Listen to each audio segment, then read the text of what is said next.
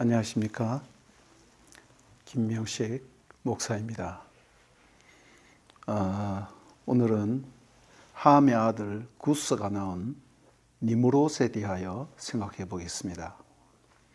창세기 10장에 보면 노아의 아들 셈과 함과 야베스 족보를 쓰면서 함의 아들 구스가 낳은 니므롯에 대해서는 특이한 줄을 달고 있습니다.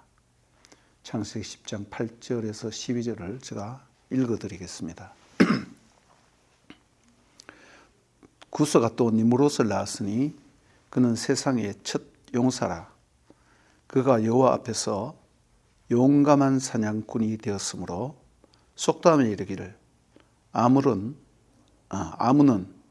여호와 앞에 니므롯같이 용감한 사냥꾼이로다 하더라. 그의 나라는 시나알 땅의 바벨과 에렉과 아깝과 갈레에서 시작되었으며 그가 그 땅에서 아수르로 나아가 니느웨와 르호보딜과 갈라와 및 니느웨와 갈라 사이에 레센을 건설하였으니 이는 큰 성읍이라. 여기까지만 읽어드리겠습니다. 옛 번역에는 개역 성경이죠. 지금 우리가 보는 것은 개역 개정이고요. 세상의 첫 용사라, 이 표현을 세상의 처음 영걸이라고 표현했습니다. 그리고 그가 여호와 앞에서 용감한 사냥꾼이라는 말은 여호와 앞에서 특이한 사냥꾼이라고 번역을 했습니다.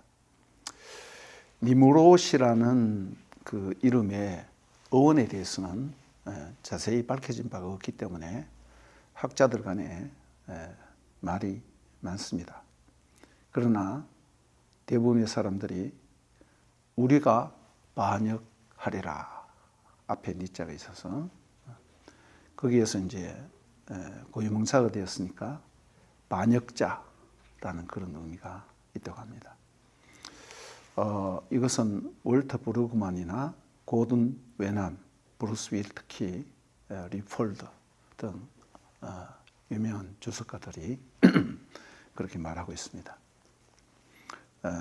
8절을 저의 사역으로 한번 읽어드리겠습니다. 구시는 니므롯을 낳았다. 그는 처음으로 땅에서 용사가 되기 시작한 사람이다. 8절도 제가 사역을 하겠습니다. 그는 여호와의 면전에서 다른 말로 하면 여호와께 대항하여 사냥의 용사가 되었다. 사냥의 달인이 되었다. 요즘 말로. 히브리어 좀 읽어드리면 후하야 깃볼 짜이드 르펜의 아도나이. 저의 이 해석은 잘 쓰여지지 않고 또 주석을 받아 한 사람도 없지만 이것은 제 개인의 의견입니다. 르펜의 아도나이라는 말은 하나님 앞에서, 문자 그대로는 그렇게 쓰기도 하지만은 뭐뭐의 건너편에서 그런 의미도 있습니다. 또 더 나아가서 건너편이니까 강을 마주보고 있으면 옛날에 강을 마주본다는 것은 강이 국경이 되어서 마주본다는 것은 적이란 그런 의미가 있어요. 여호와를 마주보며 그런 의미도 있는데 그 말은 한 발짝 더 나가서 여호와께 대항하여 그런 의미도 나올 수 있다는 것입니다. 보편적으로 잘 쓰여지지 않지만은 저는 전체적인 문맥이나 니므롯에 대한 얘기를 볼 때에 저는 이렇게 해석을 했습니다. 그래서 이르기를 여호와 앞에서 니므롯 같은 특이한 사냥꾼이라는 말이 생겼다. 속담이 생겼다는 뜻이죠. 여기서 용사라는 말로 번역된 이것은 깃볼 짜이드. 깃볼이라는 것은 큰 사람, 거대한 사람, 한마디로 용사, 힘센 사람이죠. 짜이드라는 것은 사냥입니다. 사냥. 그렇게 사냥의 용사다. 거대한 용사다. 이 깃볼이라는 말이 어디에 쓰였냐면 창세기 6장 4절에 네피림을 용사들이라고 했죠.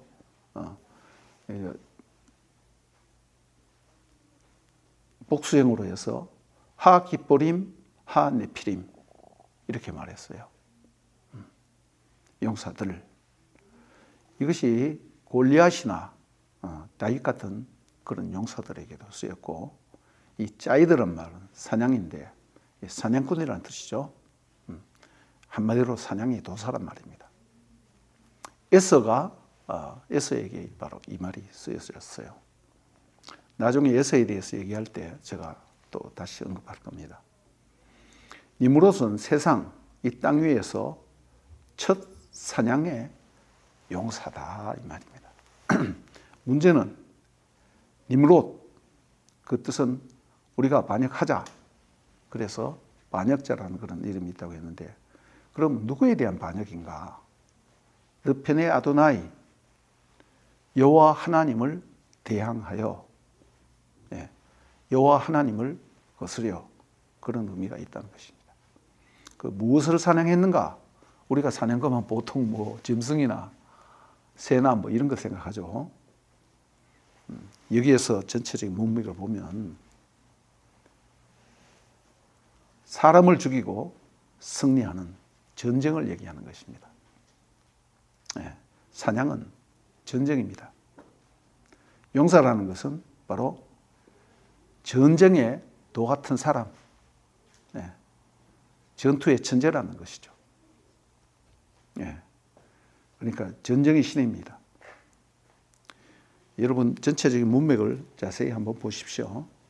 10절에서 12절을 보면 그의 나라는 시날 땅 바벨에서 시작했다. 그의 나라는 시날 땅의 바벨과 에렉과 아깝과 갈레에서 시작되었으며 그걸로 끝나는 것이 아니라 점점 범위가 넓어졌어. 그가 그 땅에서 아수르로 나아가, 아수르는 상당히 상류 지방이거든요. 시날 땅 바벨론 거기에서 아수르로 나아가 니느웨와 르호보딜과 갈라와 니느웨와 갈라 사이에 레센을 건설했다. 레세네라는 성읍을 건설했는데 이는 큰 성읍이라고 했습니다. 여기 보면 니느웨 여러분 잘 알죠. 르호보딜, 르호봇이란 말은 이삭에게 대한 말도 나오죠. 우물, 지경이 넓다. 그래서 이일, 성, 그 넓은 성이에요. 넓은 성을 얘기하는 것입니다. 넓은 광장이 있는 성이다 이렇게도 말하는데, 여기서 이제 시날 땅 바벨이라든가 니느웨는 나중에 아시리아가 거기 수도를 정하죠. 모두 그 후에 누구의 원수가 됩니까?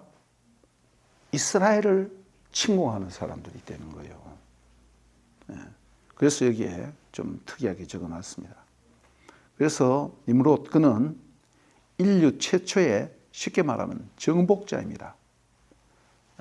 최초의 제국을 건설한 자, 많은 주변의 종족들과 나라를 점령해서 큰 제국을 건설한 자란 것이죠. 이것이 바로 구바벨론입니다. 그래서 사냥이라는 것은 단순한 사냥이 아니라 전쟁을 의미하며 정복자, 쉽게 말해서 인간 사냥꾼이라는 것입니다. 중국의 춘추 전국 시대를 통일한 사람이 누구예요? 진시황이죠. 진시황 굉장히 악랄한 사람입니다. 예. 그러니까 세상에서는 이런 정복자들을 어떻게 합니까? 소위 말하는 영웅으로 취급하죠. 싸움의 신이다 이 말입니다. 전쟁에서 승리해서 다른 나라를 정복하여서 큰 제국을 이루는 사냥의 도 같은 사람, 전쟁의 도ton 사람이라는 그런 뜻입니다.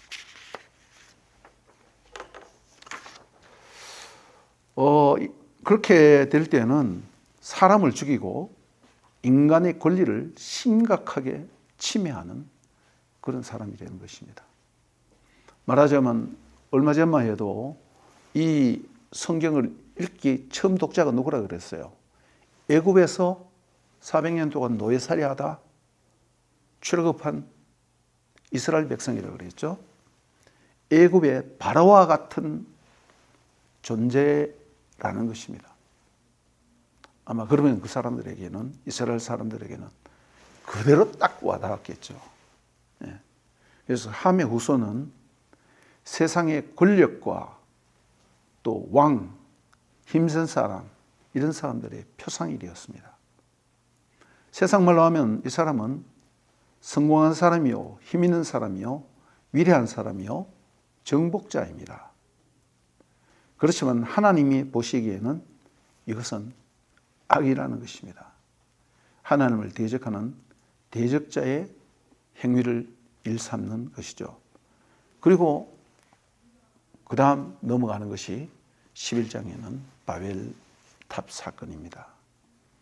오늘은 니무롯에 대해서 말씀드리면서 여기까지 하겠습니다. 감사합니다.